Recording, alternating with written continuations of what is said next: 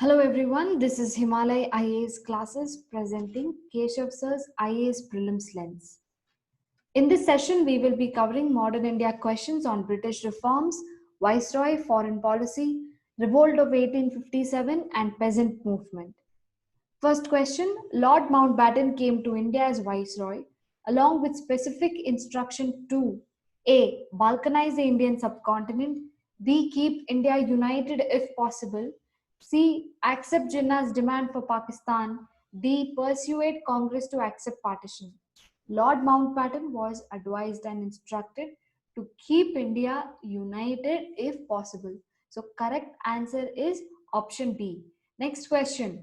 Which one of the following events was characterized by Montagu as preventive murder? A. Killing of INA activists. B. Massacre of Jallianwala Bagh. C. Shooting of Mahatma. D. Shooting of Curzon.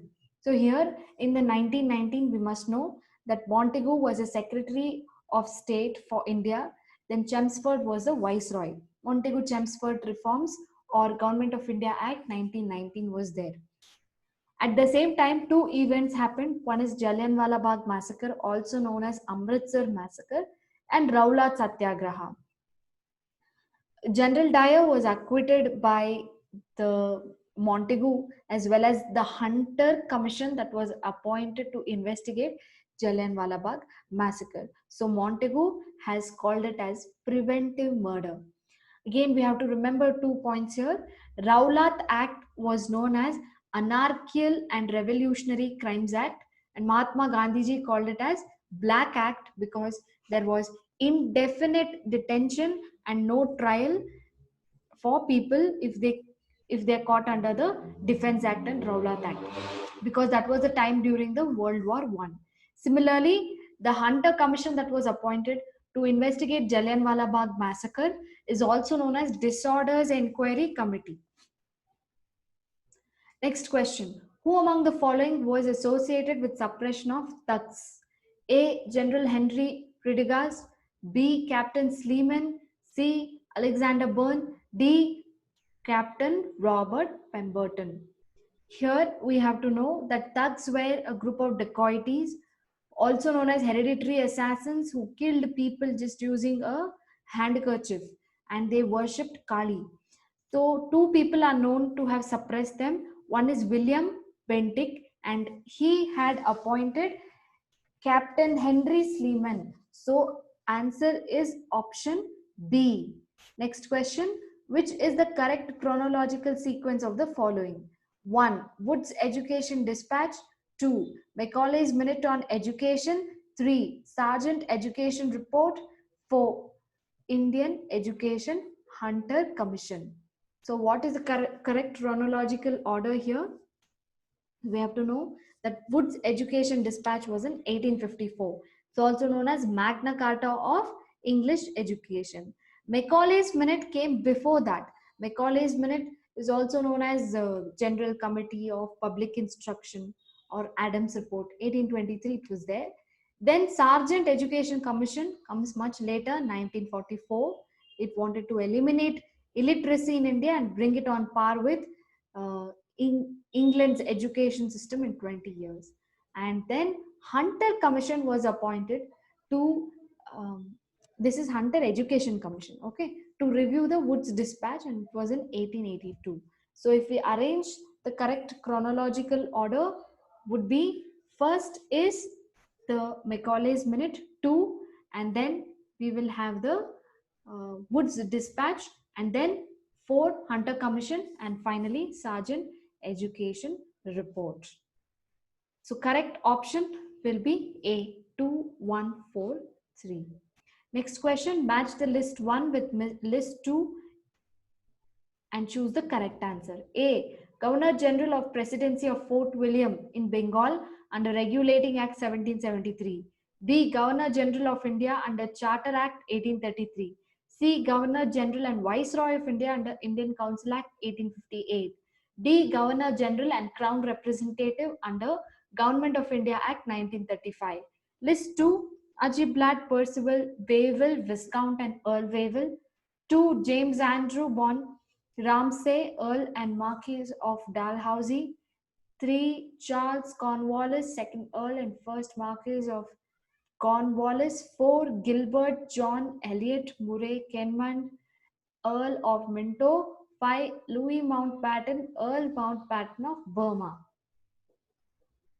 See, here we will know two things. One is, when was Dalhousie in India? And Dalhousie's time, we come to know he was just before the 1857 revolt. So if you trace that, then you can also come to know about when was Wavell in India. That was when the 1935 Government of India Act, it was nearing that time.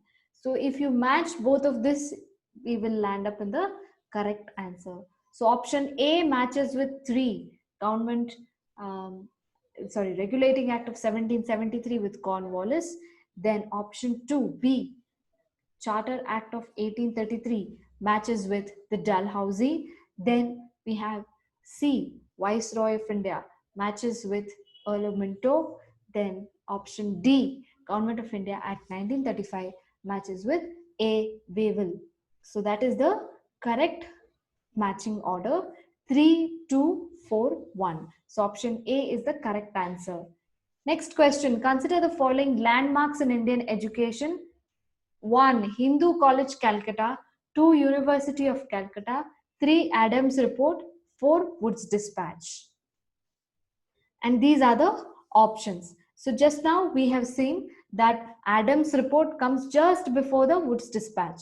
So we have to only locate when does the Calcutta University has formed and the Hindu College of Calcutta. Hindu College of Calcutta was the earliest, 1817. Okay. Then we have the Adams Report of 1823. After that comes the Woods Dispatch of 1854. And finally, there is the Calcutta University established in 1857. There are many important alumni from the University of Calcutta. Bankim Chandra Chatterjee was the first graduate. Then there is Swami Vivekananda. Then till very recently, Mamata Banerjee. And then we have to know the Hindu College was established by Rajaram Mohan Roy. So if you arrange the correct chronological order, will be 1, 3, 4, 2. Option A. Next question. The Anarchical and Revolutionary Crimes Act of 1919 was popularly known as A. Rowlatt Act, B. Pitt's India Act, C. Indian Arms Act, D. Ilbert Act. Just now we had discussed this, that is Anarchical and Revolutionary Crimes Act known as Rowlatt Act 1919, which was called as Black Act by Mahatma Gandhi ji. Next question. Who among the following was the first European to initiate the policy of taking part in the quarrels of the Indian princes with a view to acquire territories? A. Robert Clive, B. Dupleix, C. Albuquerque, D. Warren Hastings. Here it is the French governor Dupleix. Answer is option B, who had the idea that we have to involve in the wars of the princes, so it's easy to acquire Indian territories.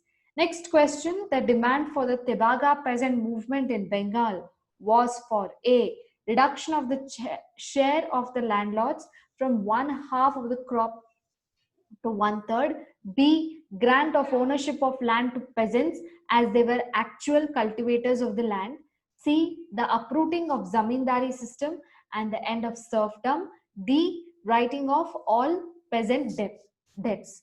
See here, Tebaga movement that happened in the Chittagong region, that was a major peasant movement. It was erstwhile part of Bengal, was to reduce the share of the landlords from the crop from 1/2 to 1/3. There was also one movie made out of this. So the answer is option A.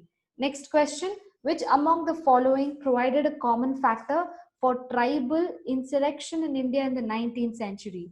A, introduction of new system of land revenue and taxation of tribal products. B, influence of foreign religious missionaries in the tribal areas. C, rise of large number of money lenders and revenue farmers as middlemen in tribal areas. D, the complete disruption of the old agrarian order of the tribal communities. Now, although all may seem very close to the answer, the correct answer for this question as to why the tribals joined the movement very strongly was because of the complete disruption of their old agrarian order of the tribal communities. So answer is option D. Next question. Who was the Governor General of India during the Sepoy Mutiny?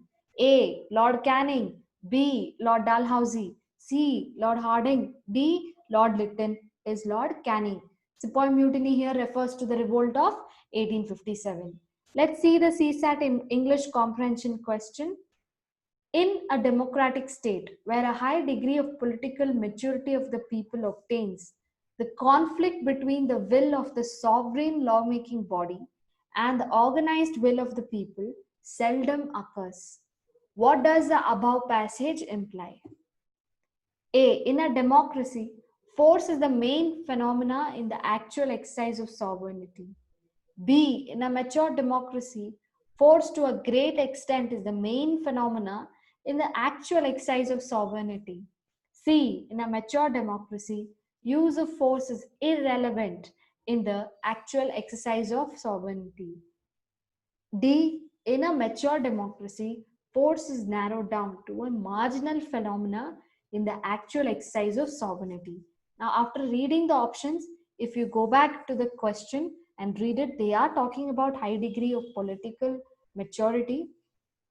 And that means we have to understand that option B is the correct answer. In a mature democracy, force is narrowed down to a marginal phenomena in the actual exercise of the democracy. Thank you.